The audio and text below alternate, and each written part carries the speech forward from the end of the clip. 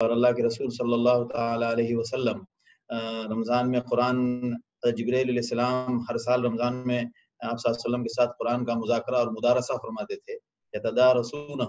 اور اسی طرح جس سال آپ کا آخری رمضان تھا اس مرتبہ یہ عمل 2 مرتبہ انجام پایا۔ لہٰذا اس مہینے میں قرآن کا مشغلہ، قرآن کی مصروفیت، قرآن کی الگ الگ نوعیت سے، قرآن کے تعلق سے محنتیں اور دلچسپیاں بڑھ جانی چاہیے، سیکھنے کی، سمجھنے کی، پڑھنے کی، یاد کرنے کی۔ لہٰذا حضرت امام مالک رحمۃ اللہ علیہ کے بارے میں آتا ہے کہ حضرت امام مالک رحمۃ اللہ علیہ رمضان میں اپنی ساری تعلیمی سرگرمیاں اور درس دینے کی سرگرمیاں روک کر قرآن پڑھنے کے ساتھ اپنے آپ کو بالکل وقف کر دیتے تھے۔ لہذا اللہ ہمیں بھی قرآن کے ساتھ نسبت اور تعلق نصیب فرمائے۔ یہ جو خلاصے کی بات آ رہی تھی قرآن کے سورہ، الگ الگ صورتوں میں جو مواضیع ہیں اور ان موضوعات میں کا جو خلاصہ ہے وہ انشاءاللہ ہم لوگ پیش کر رہے ہیں۔ تو سورہ بقرہ کے خلاصے کا جو مضمون تھا وہ ایمانیات اور رد یہودیت۔ تو رد یہودیت کی نسبت سے سلسلہ شروع ہو رہا ہے، یا بنی اسرائیل اذکروا نعمتی التی انعمت علیکم واوفوا بعہدی اوفی بعہدکم وایای فارہبون۔ وہاں سے وہ سلسلہ شروع ہوا ہے آیت نمبر 41 سے۔ اس کے بعد وہ سلسلہ لگاتار شروع ہو رہا ہے، اور قرآن نے اس کی جو ان کے خیال میں ایک تصور، ایک خیال پیدا ہو سکتا تھا کہ کہیں ایسا تو نہیں کہ یہ مسلمانوں والی کوئی بات ہے اور کوئی نام اور نسبت کا کوئی تعلق ہو، تو قرآن نے وہ صاف کر دیا، ان الذین آمنوا والذین ہادوا والنصارى والصابئین من آمن باللہ والیوم الآخر کہہ کر یہ سب رد یہودیت کے لگاتار بیانات چل رہے ہیں۔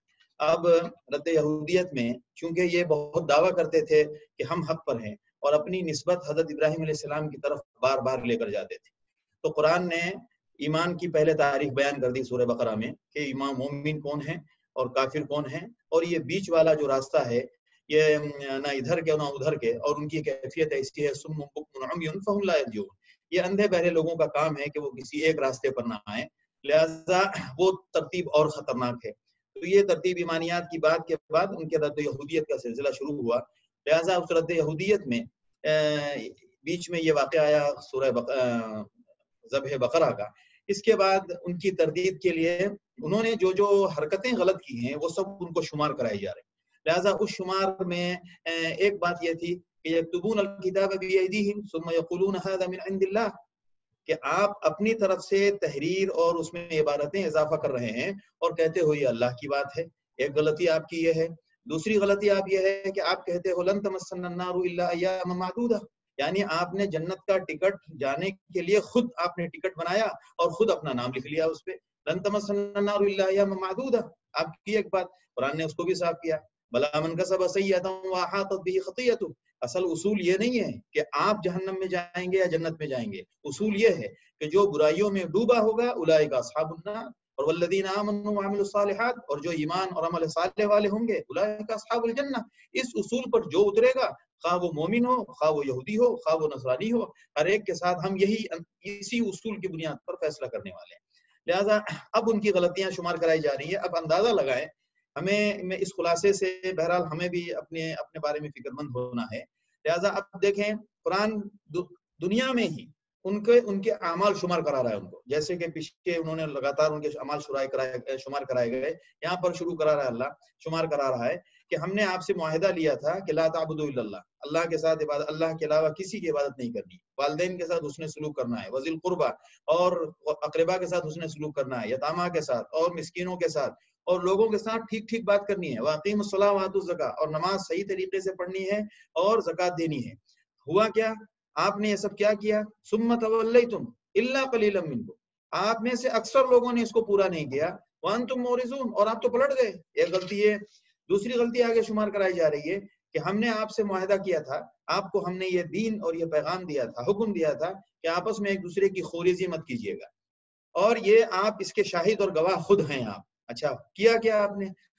ثم انتم ہؤلاء تقتلون انفسکم، خود ہی آپ آپس میں ایک دوسرے کو قتل کرنے لگے۔ اور ایک قانون یہ تھا کہ اپنے ملک سے کسی کو، اپنے علاقے سے کسی کو باہر شہر بدر یا ملک بدر نہیں کرنا ہے، وہ آپ نے کیا۔ اور پھر آپ نے ان کو فدیہ دے کے ان کو چھڑایا. یہ آپ کی یکے بعد دیگر حرکتیں ہوتی رہیں. پھر آگے آئیے، پھر آیت نمبر 79 میں وَلَقَدْ آتَيْنَا مُوسَى الْكِتَابَ، ہم نے موسیٰ کو کتاب دی. موسیٰ کے بعد پھر ہم نے نبی بھیجا، اور اس کے بعد عیسیٰ علیہ السلام بھی آئے. وَأَيَّدْنَاهُ بِرُوحِ الْقُدُسِ، ہم نے حضرت جبرائیل علیہ السلام کے ذریعے ان کی تائید اور ان کی حمایت اور ان کی تائید کروائی حضرت جبرائیل علیہ السلام سے. لیکن آپ نے کلما لا تهوى انفسکم استکبرتم، ہر وہ جب کلما جاءکم رسول بما لا تهوى انفسکم استکبرتم، جب بھی آپ کی مرضی کے خلاف کوئی دین کوئی پیغام آپ کو لگتا ہے آپ انکار کر بیٹھتے ہو.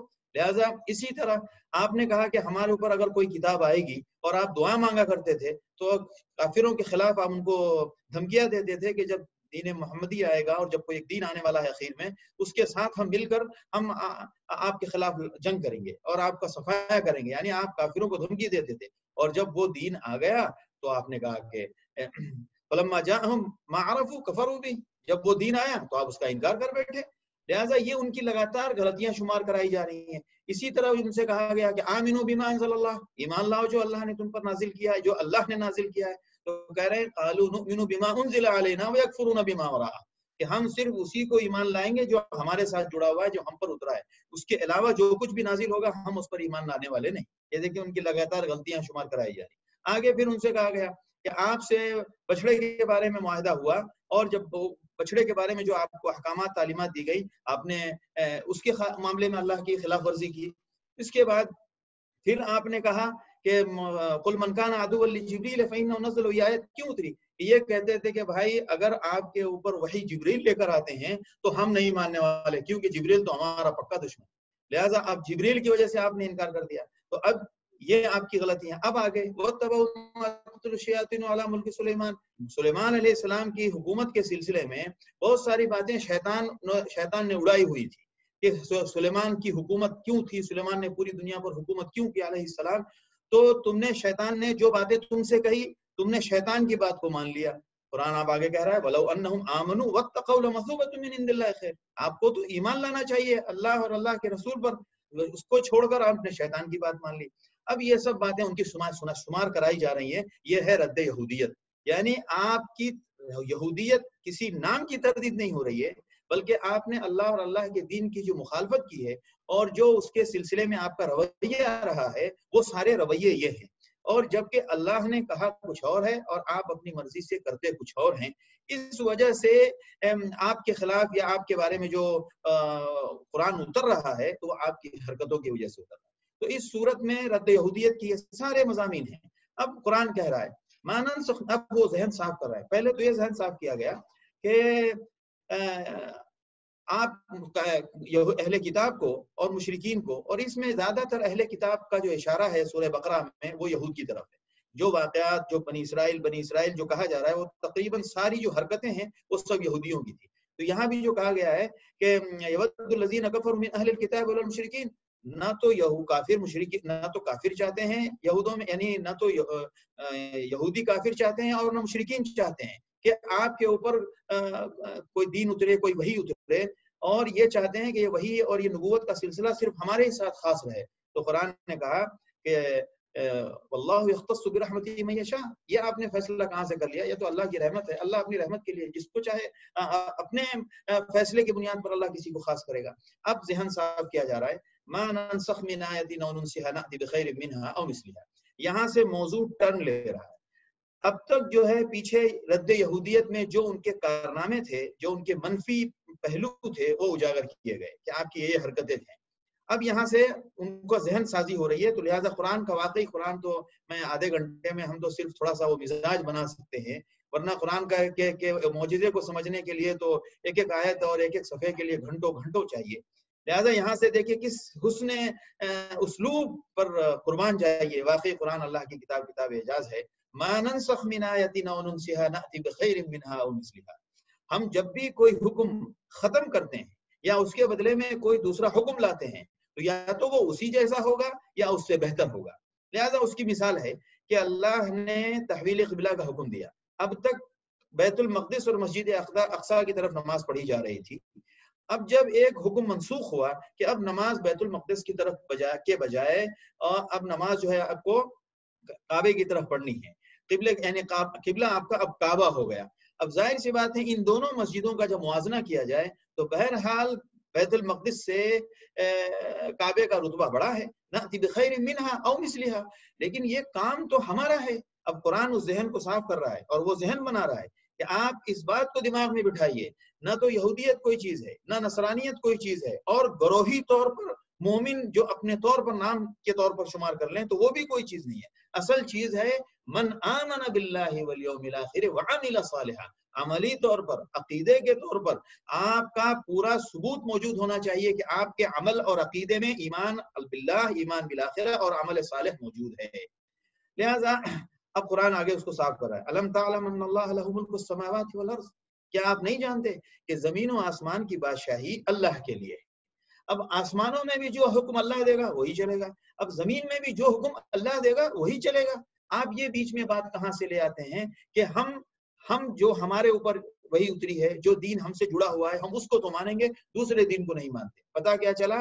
آپ دین کو نہیں مان رہے ہیں. قرآن نے بہترین تعبیر استعمال کی ہے، افکلما جاءکم رسول بما لا تہوی انفسکم.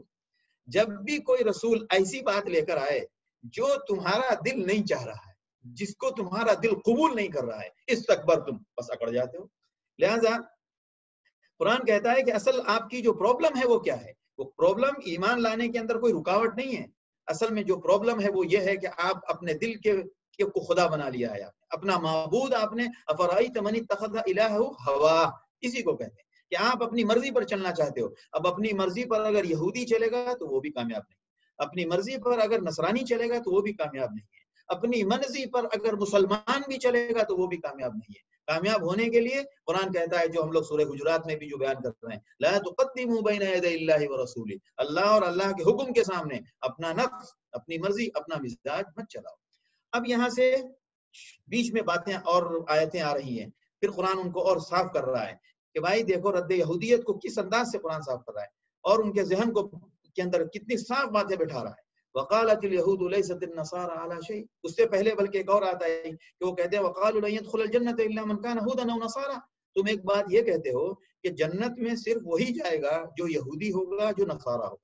اصل میں ان کے جو ٹائٹل تھے، اس ٹائٹل کی قرآن برابر تردید کر رہا ہے. بولا یہ ناموں سے کچھ نہیں ہوتا ہے. اسی لیے اگر کوئی حنفی ہے وہ امام ابو حنیفہ کے مسلک پر نہیں ہے، وہ حنفی نہیں ہے. ایک شافعی ہے وہ امام شافعی کے، بلکہ آج تو ہم یہ کہہ سکتے ہیں کہ اس وقت دنیا میں ایک بڑی تعداد ائمہ اسلاف میں سے کسی کے دین پر نہیں ہے. کیوں؟ ساری بدعت کرتے ہیں، سارے خرافات کرتے ہیں، سب کچھ اسلام کے خلاف کرتے ہیں، وہ سب کچھ کرتے ہیں جو ان بیچاروں کے خواب و خیال میں نہیں ہوگا.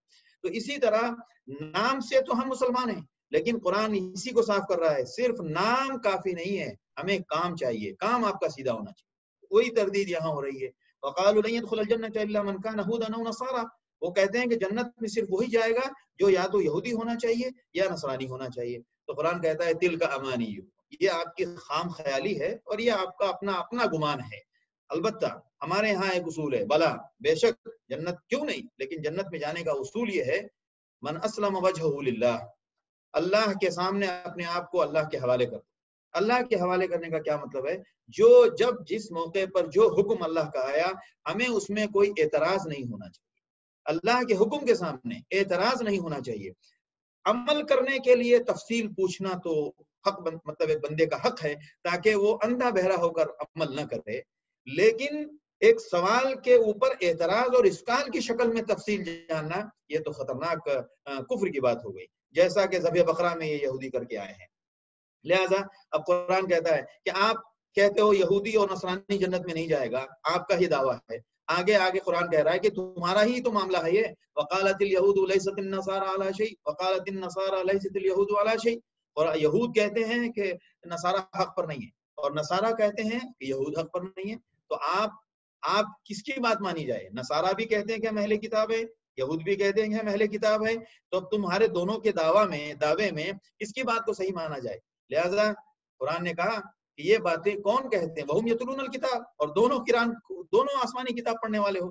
قال الذین لا يعلمون مثل قولهم، یہ وہ لوگ کہتے ہیں. اور کذالک قال الذین لا يعلمون مثل قولهم، اور اسی طرح وہ لوگ بھی جن کو کچھ معلوم نہیں، ان کے پاس علم نہیں، وہ بھی انہی کی طرح بات کرتے ہیں. تو یہ تو فیصلہ قیامت کے دن ہوگا کہ حق پر کون ہے اور کون نہیں ہے۔ یہ پورا ذہن صاف کر کے پھر آگے قرآن نے ایک صاف بات کہہ دی رد یہودیت کے عنوان پر، وَلَن تَرْضَ عَنْكَ الْيَهُودُ وَلَا النَّصَارَى حَتَّى تَتَّبِعَ مِلَّتَهُمْ۔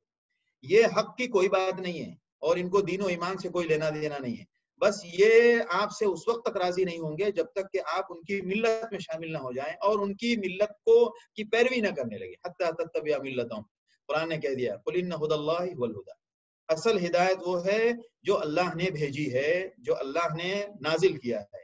اب اللہ نے جو بھیجا ہے وہ کہاں ہے؟ تو اللہ نے وہ وسیلہ ہمیں دیا ہے نبوت اور رسالت کے توسط سے۔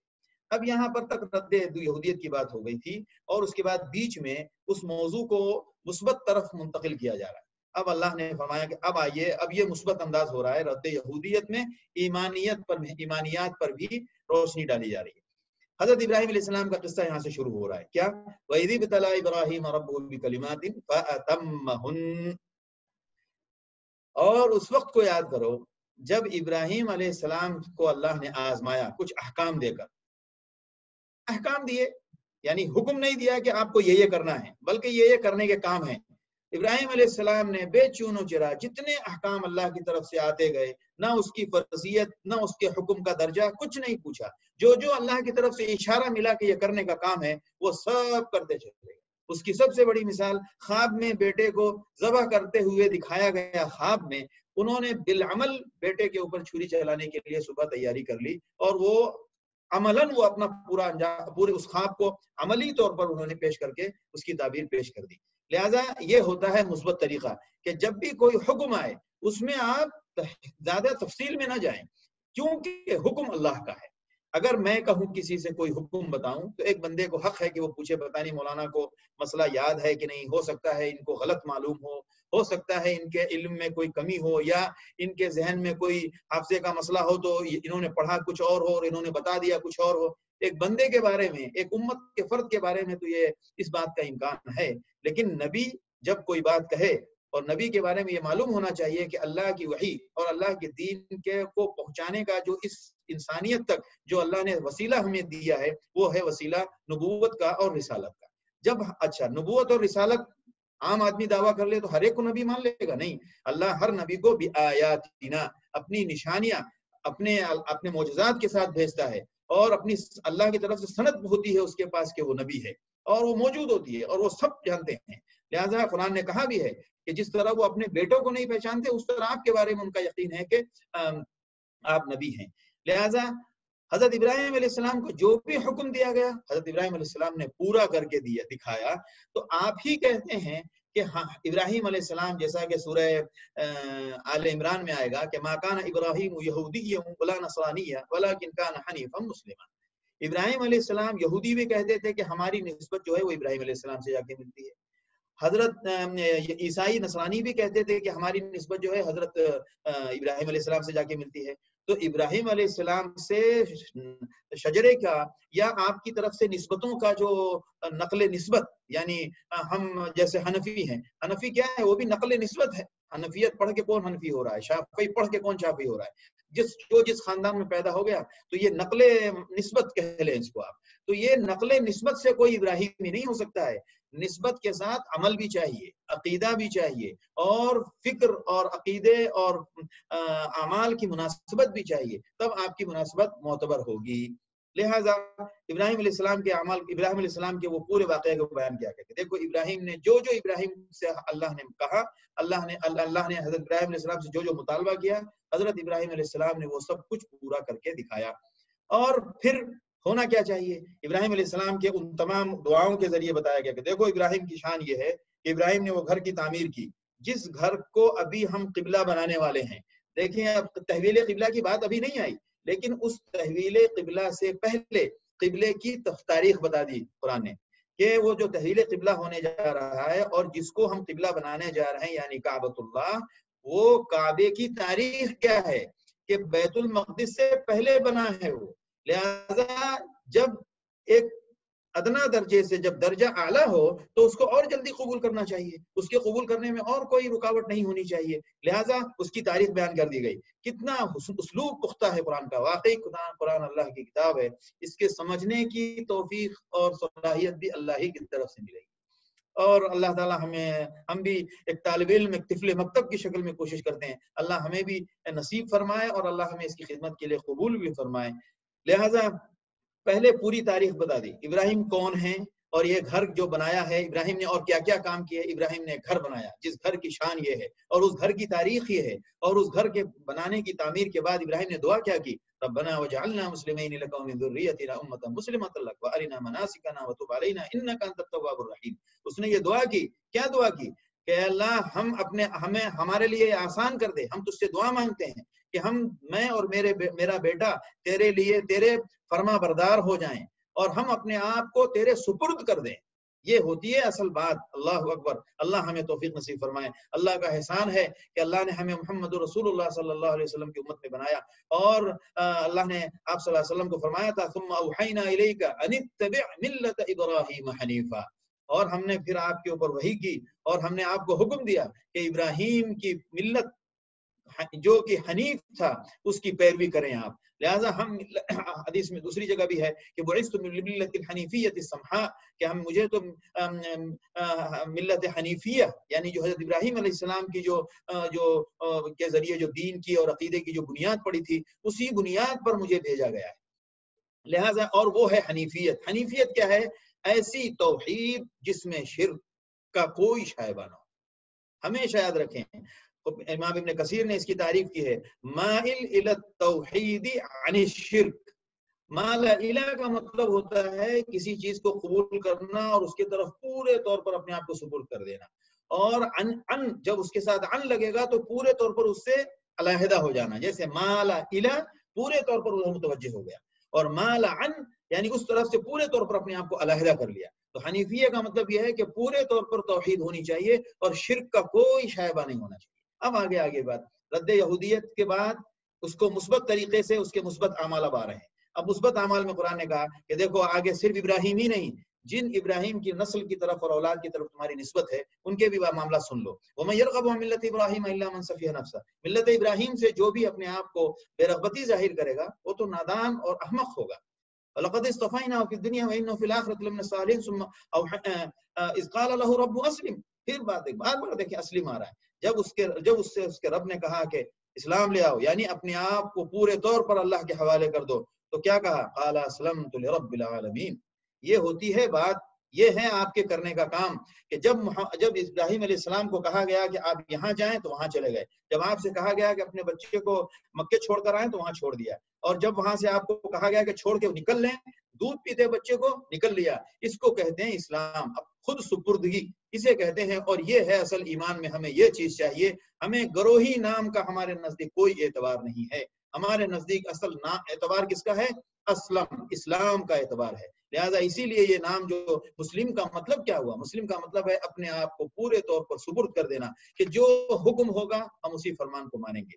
لہذا اب آگے بات ہے، ام کنتم شہداء اذ حضر یعقوب الموت، اب آپ سن لو، تم کہتے ہو کہ یعقوب مطلب اسحاق علیہ السلام کے بیٹے یعقوب علیہ السلام، اسحاق علیہ السلام کے بعد نسل بالکل چھٹ گئی ہے، اسحاق اور اسماعیل ابراہیم علیہ السلام کے دونوں بیٹے، لیکن یعقوب اسحاق کے بیٹے ہیں، یہاں سے نسل الگ ہو رہی ہے۔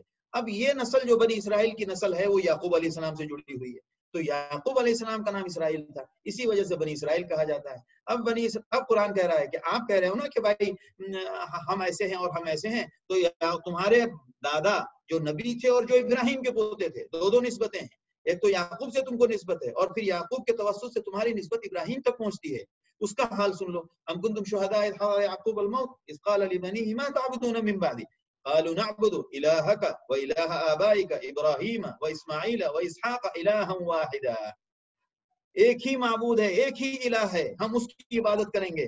لہذا عبادت اللہ ہمیشہ ایک ہی ہے، وَهُوَ اللَّهُ فِي السَّمَاءِ إِلَٰهٌ وَفِي الْأَرْضِ إِلَٰهٌ، جو معبود زمین میں ہے وہی آسمانوں میں ہے، وہ ایک ہی ہے، وہ نبوتوں کے بدلنے سے اس کی ذات نہیں بدلی ہے، وہ سمجھانے کے لیے انسانوں میں اللہ نے الگ الگ ذوات کو اپنے لیے وسیلہ، اپنی معرفت کے لیے اور اپنے پیغام پہنچانے کے لیے الگ الگ ذات انسانوں میں تو بدلا ہے، لیکن اللہ کی ذات اور معبود کی ذات کبھی نہیں بدلی۔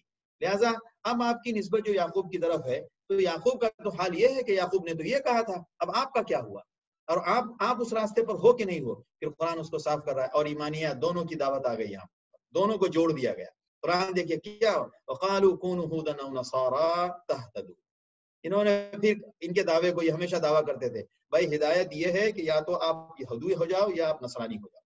قرآن نے کہا بل ملت ابراہیم حنیفہ، یہودیت اور نصرانیت اس نام سے کوئی لینا دینا نہیں، ملت ابراہیم حنیفہ۔ دیکھیں ابراہیمیت کی طرف بھی دعوت نہیں دی جا رہی ہے، ملت ابراہیم جس کی صفت حنیفہ ہے، یہ دو چیزیں ہیں، ملت ابراہیم، ابراہیم کی طرف یہ جو نسبت دیتے ہیں یہ نام کی نسبت ہے ابراہیم علیہ السلام کی طرف، لہٰذا یہود ایک نسبت ہے اور نصارہ ایک نسبت ہے، مومن صابی مشرک سب نسبت ہے، لیکن ابراہیمی نسبت کے نام سے کوئی گروہ نہیں ہے۔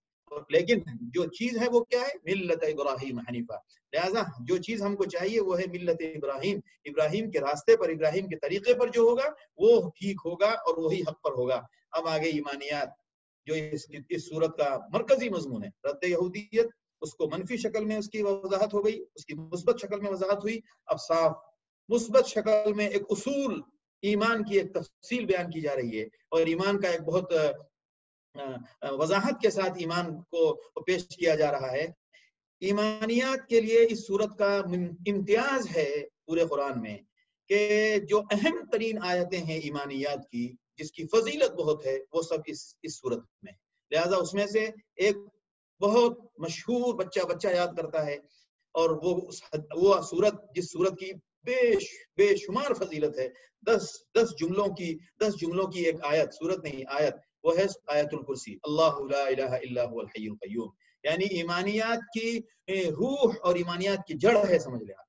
اس کے بعد آگے 2 آیتیں اور آ رہی ہے سورہ بقرہ کی آخر کی، آمن الرسول بما انزل الیہ، پورا خلاصہ قرآن کا، سورہ بقرہ کا پورا خلاصہ اس آیت میں آ گیا ہے، وہ 2 آیتوں میں، واقعی اللہ اکبر، پوری صورت کا خلاصہ آ گیا ہے۔ ایسے ہی نہیں کسی آیت کی فضیلت ہوتی ہے، بس اس کے سمجھنے کی بات ہوتی ہے۔ پھر یہاں پر بھی ایک آیت آئی ہے جس آیت کے بارے میں آتا ہے کہ اللہ کے رسول صلی اللہ علیہ وسلم فجر میں عموماً یہ 2 آیتیں، یا تو سورۃ الکافرون اور سورۃ الاخلاص پڑھتے تھے، فجر کی جو 2 سنتیں ہیں اس میں، یا یہ سورت پڑھتے، یا یہ آیت پڑھتے تھے سورہ بقرہ کی آیت نمبر 136، قولوا آمنا باللہ، ایمانیات، تردید اور یعنی مثبت اور منفی دونوں بات واضح ہونے کے بعد ایک خلاصہ، بار بار خلاصہ آ رہا ہے ایمانیات کا، قولوا آمنا باللہ وما انزل الینا وما انزل الى ابراہیم واسماعیل واسحاق ویعقوب والاسباط وما اوتی موسیٰ وعیسیٰ وما اوتی النبیون من ربهم لا نفرق بین احد منهم ونحن له مسلمون، لا نفرق بین احد منهم وہاں بھی ہے سورہ آخری آیت میں، لہٰذا یہ کہ ہم کسی میں تفریق نہیں کرتے، ہمیں مطلوب ایمان ہے، وہ کائنات میں جہاں بھی موجود ہوگا اور جس پر بھی ہمیں ایمان لانے کا حکم دیا جائے گا، ہم نہ وہاں کوئی گروہی نسبت دیکھیں گے، ہم نہ وہاں کوئی دوسری چیز کو بیچ میں لائیں گے، ہم بس ایمان جہاں بھی جس شکل میں بھی ایمان لانے کی چیز ہوگی ہم اس کو لانے کے لیے تیار ہیں۔ یہ آیت انبیاء کے تمام نام کے ساتھ، وما اوتیا، پہلے تو نبی کا نام آیا، یعنی کہ وما اوتیا، قولوا آمنا باللہ وما انزل الینا وما انزل الی ابراہیم و اسماعیل و اسحاق و یعقوب والاسباط، یعقوب علیہ السلام کے 12 سے جو قبیلے چلے ہیں، اور وما اوتی موسیٰ و عیسیٰ، سب وما اوتی النبیون من ربهم، اور اللہ ہمارے ان کے رب کی طرف سے نبیوں کو جو کچھ بھی دیا گیا ان سب پر ہمارا ایمان ہے، لا نفرق بین احد منهم، ہم ان میں کوئی تفریق نہیں کرتے، ونحن له مسلمون، اور ہم سب ان کے لیے ان کی بات کے لیے ان کے دین پر ایمان لانے والے ہیں۔ یہ ہے اصل ایمان کا خلاصہ، اور یہ ہے اس سورہ بقرہ کا امتیاز۔ اسی وجہ سے مدینے میں شروع میں اتنا زبردست یہ ابتدائی زمانے میں جو قرآن اترا ہے، اور یہود کو خاموش کرنے اور ان کے سامنے ایمان کو واضح کرنے کے لیے، چونکہ وہ کتاب پڑھتے تھے، لہٰذا اس میں نقلی دلائل بہت ہیں۔ قرآن میں اثبات اور تردید کے لیے 2 طریقے ہوتے ہیں، نقل اور عقل۔ تو اس صورت میں نقلی دلائل بولتے ہیں. نقلی کا مطلب جو تاریخی باتیں ہوتی ہیں اس کو نقلی کہتے ہیں, اور عقلی کہتے ہیں جو غور و فکر کرنا ہے, جیسے زمین و آسمان کی پیدائش, تدبر, یہ سب چیزیں. اور نقلی ہوتی ہیں کہ جو تاریخی طور پر جو چیزیں معلوم ہیں, ثابت ہیں, وہ چیزیں پیش کی جائیں. لہذا یہ ہے اس صورت کے اندر خاص ایمانیات کی بات. اب اسی زمرے میں پھر آگے بات آ گئی, تحویل قبلہ کا تذکرہ شروع ہوا, کیونکہ معلوم تھا کہ یہ اس کو تماشا بنائیں گے اور اس میں نئی نئی باتیں شروع کریں گے. قرآن نے اس کو شروع کیا ما ننسخ سے. تم پہلے اپنی ایمانیات کو غور کرو, اپنا مثبت اور اپنا منفی سب چیک کرو, اور قرآن کیا چاہتا ہے, اللہ کیا چاہتا ہے, وہ ہم تمہیں بتا رہے ہیں کہ جو کچھ بھی اللہ نے نازل کیا ہے ہمارا سب پر ایمان ہے, خواہ وہ پہلے نازل ہوا ہو, خواہ وہ اب نازل ہو. اب اگر اللہ نے کہہ دیا کہ آج کے بعد کچھ نازل نہیں ہوگا, تو اس پر بھی ہمارا ایمان ہے کہ اللہ جو نازل ہونا تھا وہ محمد رسول اللہ صلی اللہ علیہ وسلم پر مکمل ہو گیا. وہ بھی ہمیں اللہ نے بتایا, اس لیے وہ بات وہاں ختم ہو گئی. لہذا قرآن نے کہا, قرآن کو ظاہر سی بات اللہ کو معلوم ہے کہ یہ اس میں شوشے نکالیں گے, تو قرآن نے آگے چل کر ان سے کہا, ایک تو اس سے پہلے پھر بھی ایک اور تردید کی آیت آ گئی, پھر آگے سیقول السفہاء من الناس ما ولاھم, یہ بیوقوف کچھ لوگ بیوقوف کہیں گے کہ ان کو جس قبلے پر وہ اب تک نماز پڑھ رہے تھے, ان کو کس نے دوسرے قبلے کی طرف موڑ دیا. اب غور کرنے کی بات ہے کہ اہل ایمان آپ صلی اللہ علیہ وسلم اور صحابہ آخر 17 مہینے کم و بیش, کچھ دن کم زیادہ, انہوں نے بیت المقدس کی طرف نماز پڑھی. جب یہ مکے سے مدینے آئے اور قبلے کا کوئی حکم نہیں تھا, اور اس وقت پچھلے ادیان کا جو قبلہ تھا وہ بیت المقدس تھا, آخر یہ لوگ پڑھتے رہے, انہوں نے تو کوئی اس پر چونو چرا نہیں کیا. اور اللہ کی طرف سے کوئی, البتہ ان کی طلب اور ان کی خواہش تھی کہ اس سے اور جو اونچے درجے کا قبلہ ہے وہ کعبہ ہے, اس کی تمنا ان کے دل میں ضرور تھی, لیکن انہوں نے کبھی بھی اس کعبے پر نماز پڑھنے میں کوئی تردد نہیں کیا. لہذا یہ ہوتی ہے مثبت بات اور یہ ہوتا ہے ایمان کی بات. لہذا اس قبلے تحویل قبلہ کی پوری بات آئی, اور پھر اللہ نے آگے فرمایا وَلِكُلِّ وِجْهَةٍ هُوَ مُوَلِّيهَا, کوئی بھی سمت متعین کرنے والی ذات اللہ کی ہے. فَاسْتَبِقُوا الْخَيْرَاتِ, جب بات اللہ کی آ جائے تو اب وہ خیر ہے, اور جب خیر اللہ کے حکم کو خیر کہتے ہیں ہم, تو جب خیر آ گیا تو جلدی کرو اس میں تم طرح طرح کی باتیں کیوں نکال رہے ہو, اس میں طرح طرح کی اعتراضات کیوں پیدا کر رہے ہو. فَاسْتَبِقُوا الْخَيْرَاتِ أَيْنَمَا تَكُونُوا يَأْتِ بِكُمُ اللَّهُ جَمِيعًا إِنَّ اللَّهَ عَلَى كُلِّ شَيْءٍ قَدِيرٌ. لہذا یہ ایمانیات کے سلسلے کی پوری باتیں چل رہی ہیں, اور اس میں ایمانیات کا موضوع خاص طور سے ہے. اب اس کے بعد پھر کچھ تھوڑی سی عقلی دلیلیں آ گئی ہیں, جیسے کہ ان فی خلق السماوات والارض, پھر والذین آمنوا اشد حبا للہ ولو یری الذین, سب ایمانیات کی ترتیب ہو رہی ہے, سب ایمانیات کی تربیت ہو رہی ہے, ایمانیات کی کا پیغام دیا جا رہا ہے, اور ایمانیات کو مضبوط کرنے کی ساری دلائل پیش کی جا رہی ہیں. اور اس کے بعد پھر یہ کہا جا رہا ہے کہ مومن جب اللہ کا کوئی حکم آئے گا تو مومن اس میں آگے پیچھے نہیں کرتا ہے, بلکہ جب اس کو اللہ کی طرف سے کوئی حکم ملے تو وہ فوراً اس کو قبول کر لیتا ہے. لہذا وقال الذين اتبعوا لو يا ايها الناس كلوا مما في الارض حلالا طيبا, اے ایمان والو جو کچھ بھی زمین میں حلال طیب ہے اس کو کھاؤ. انما, اب جب یہ خبریں آئیں, جب یہ احکام آئیں, تو وَإِذَا قِيلَ لَهُمُ اتَّبِعُوا مَا أَنزَلَ اللَّهُ قَالُوا بَلْ نَتَّبِعُ مَا أَلْفَيْنَا عَلَيْهِ آبَاءَنَا, ہم تو ہمارے باپ دادا جو کرتے آئے ہم وہی کریں گے. تو پوری ایمانیات کو سمجھانے کے بعد حکم دیا گیا, پھر وہی بات کہ ہم تو وہی کریں گے. تو اب اس میں دونوں باتیں صاف ہو رہی ہیں, ایمان کیا ہے, قرآن کیا چاہتا ہے, اور آپ کیا کر رہے ہیں. لہذا اب اس کے بعد وہ آیت آئے گی جس آیت کا نام ہے آیت البر. لَيْسَ الْبِرَّ أَن تُوَلُّوا وُجُوهَكُمْ قِبَلَ الْمَشْرِقِ وَالْمَغْرِبِ وَلَكِنَّ الْبِرَّ مَنْ آمَنَ بِاللَّهِ وَالْيَوْمِ الْآخِرِ. یہ بھی ایمانیات کے سلسلے کی ایک اہم ترین اور ایمانیات کا ایک خلاصہ اور ایک بہت جامع آیت ہے ایمانیات کے تعلق سے. لہذا انشاءاللہ اس آیت پر آگے چل کے اس کی تلخیص کے سلسلے میں ہم کل یہاں سے بڑھیں گے آگے انشاءاللہ. چونکہ شروع کی جو کچھ صورتیں ہیں ان میں تھوڑا سا وقت لگے گا, تو انشاءاللہ کوشش کریں گے کہ جتنا بھی زیادہ ہو جائے رمضان میں ہم اس کو کور کرنے کی کوشش کریں. اللہ ہمارے لیے آسان بنائے, اور اللہم یسر لنا, اللہم یسر لنا ولا تعسر وتمم بالخیر. اللہ ہمارے لیے آسانی کا معاملہ فرما, اور اس میں ہمارے لیے کوئی مشقت اور پریشانی کا مرحلہ نہ آئے, اور اے اللہ اس کو تو خیر کے ساتھ مکمل فرما, اور اے اللہ تو اپنی خاص طور پر قبولیت سے نواز. اور بے شک اس طفیل قرآن کی نسبت سے ہمارا تھوڑا وقت لگ رہا ہے, یہ بھی اللہ کی نعمت اور اللہ کا فضل و احسان ہے. وآخر دعوانا الحمدللہ رب العالمین.